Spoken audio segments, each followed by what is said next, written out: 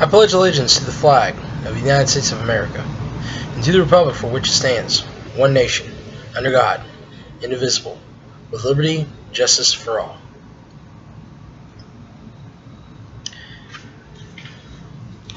I pledge allegiance to the Bible, God's holy word.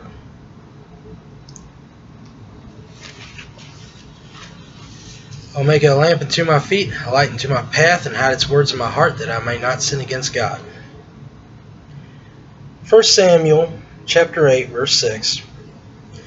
But the thing displeased Samuel when they said, Give us a king to judge us. And Samuel prayed unto the Lord, and the Lord said unto Samuel, Hearken unto the voice of the people, and all they say unto thee. For they have not rejected thee, they have rejected me, that I should not reign over them. Alright, today I'm going to be kind of giving a little bit of a historical commentary, not real strict, but I mean everything you can look up, check it for yourself. But basically, I'm going to backtrack a little bit. We talked about slavery, and I want to go back and talk about the Church of England. A major part of the formation of the United States is based in, obviously we came from England, but also it's the fact that, one of the more powerful players religiously was the Church of England. It was the state Church of England. So they had a huge influence.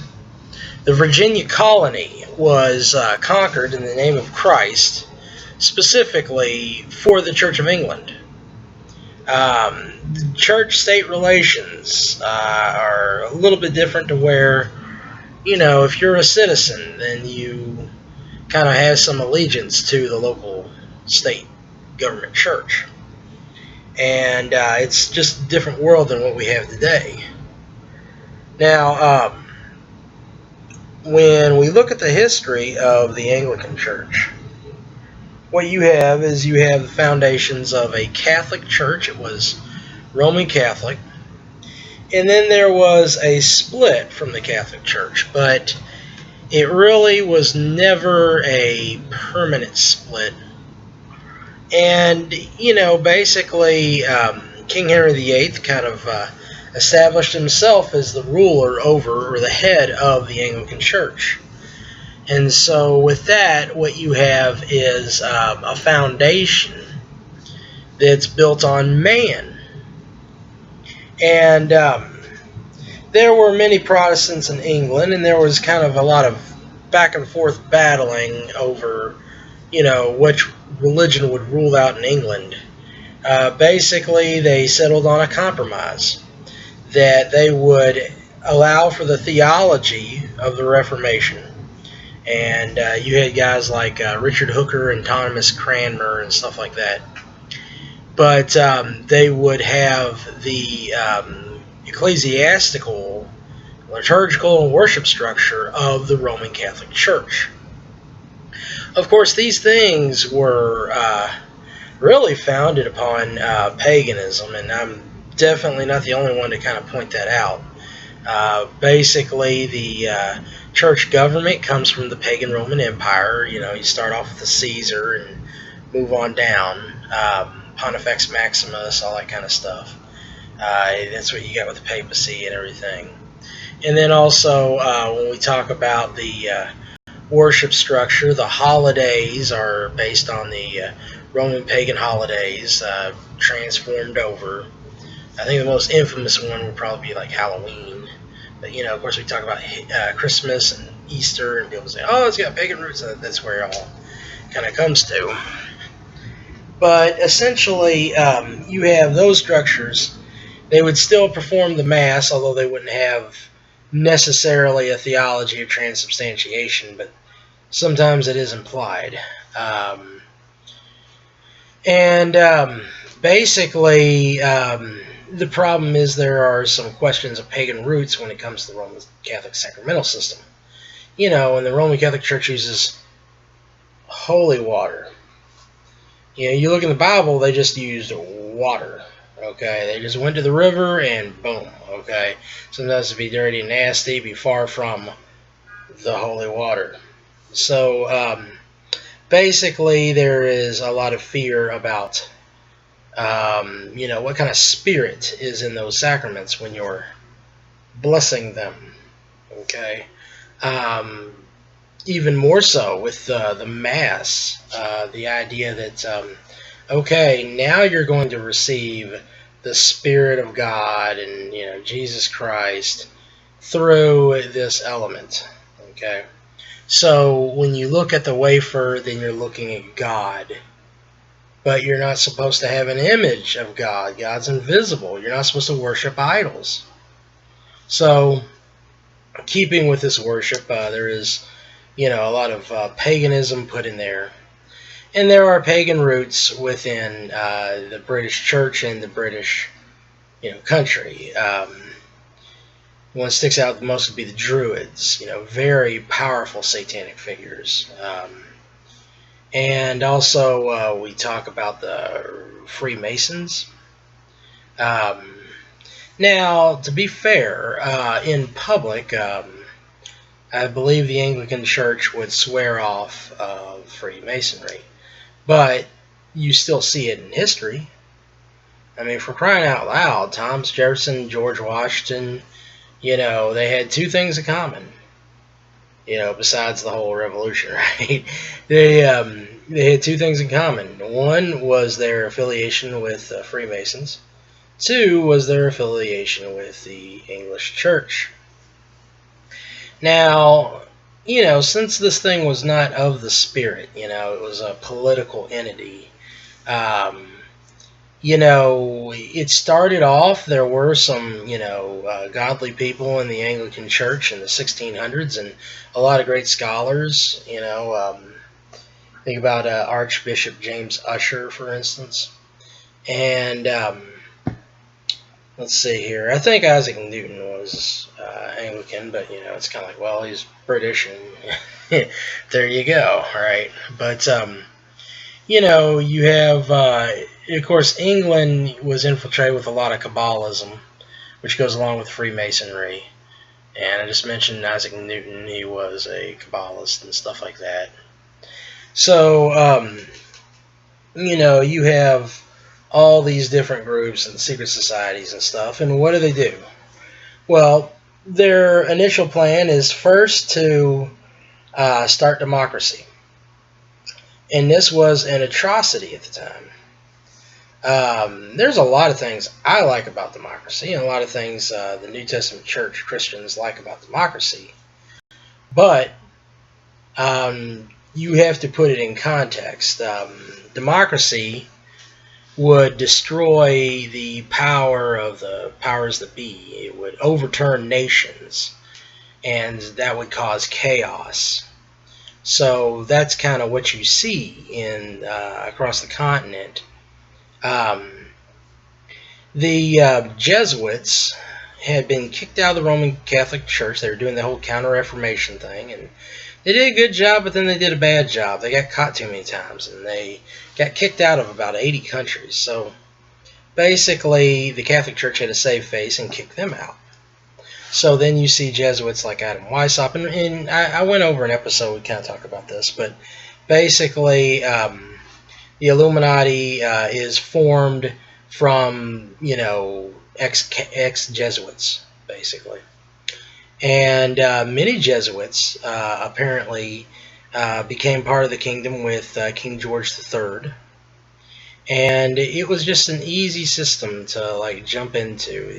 The British Church, the Anglican Church, was very easy to have dominated. Through the 1700s, a lot of the true Christians just separated from the British Church. They would become, some of them were Puritans, some of them were separatists.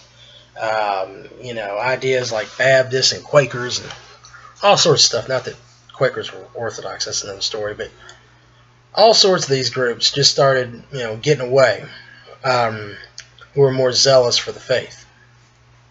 So Then what you have is you had some revival with Charles Wesley and the Holy Club, but really those guys were, really looked down upon. Now, their systems would be just as tainted. A little leaven leavens the whole lump. And that's kind of what was going on with them. So basically, the Methodist Church would become corrupted just like the Anglican Church did. And although that would be later, admittedly. But basically, with America, the institutions were formed under this, semi-Catholic religion, okay? Especially in Virginia. But we see a lot of dominance in the northern Yankee states. There were some Episcopalians in the South and stuff like that, don't get me wrong. But basically, they would be, of the more upper class, the more people in power. And what you see is you have this big switcheroo. And some of it is very well calculated. As I said in that last episode talking about slavery, while I have all the sympathy in the world for African and black slaves, the South was a victim of the oppression of the Northern Yankees. And, the British Church is kind of really right in there with a whole line of thought. 1 minute, England is enforcing slavery on the colonies before the American Revolution. Okay, Virginia said, "No, we don't want this." Thomas Jefferson and them said, "No, we don't want this," and the king said, "Nope, it's happening." Boom. Okay, and okay, so now they're all for slavery, and they get all this slavery accomplished in the South, but then the Anglican Church and stuff like that should feel guilty about it. Well, what they do is then they start this abolitionist movement. And, ideally that's good, but what are they doing with it?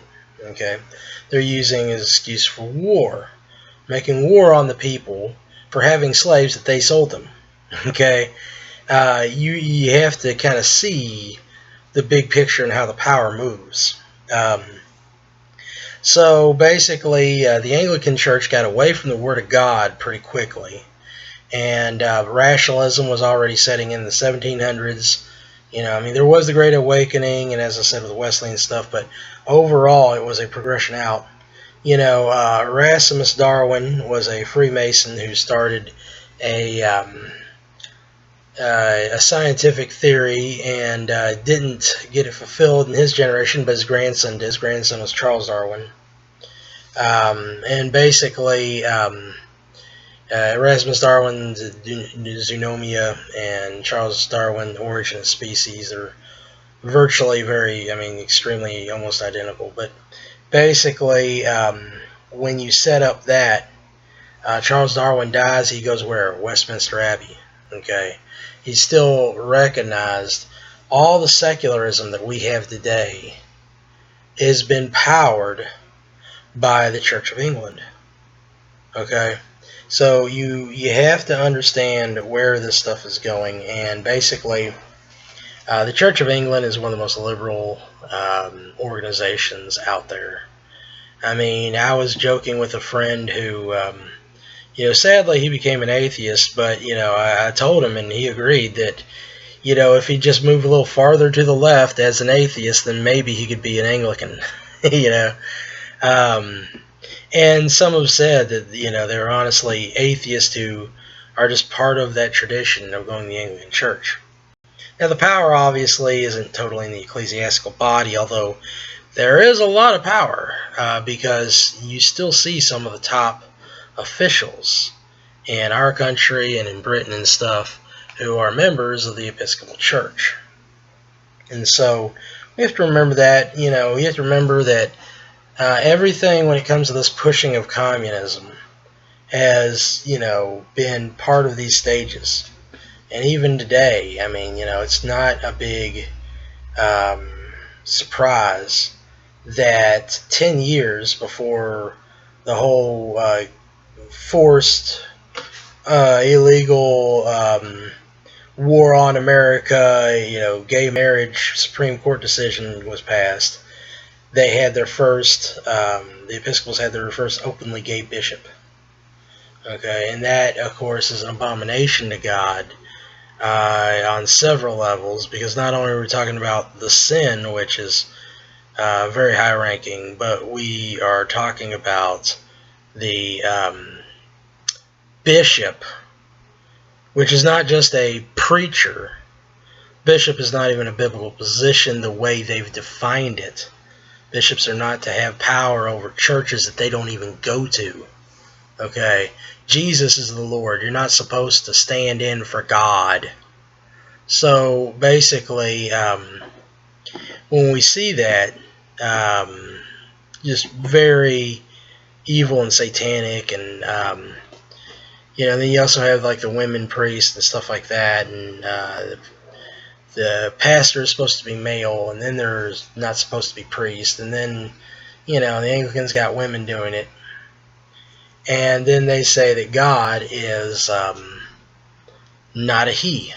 Okay, in the Episcopal Church in USA, they've said God is no longer a he. So all these liberal progressive agendas go there, and it's kind of a reformulation of power. They switch from the monarchy over to the communist, and basically that's where a lot of this stuff is going to end up. So I just want to go ahead and kind of make that commentary. I'll call this episode High Church Heresy. And so that can kind of help you as we start going through studying the U.S. history through a New Testament Christian perspective.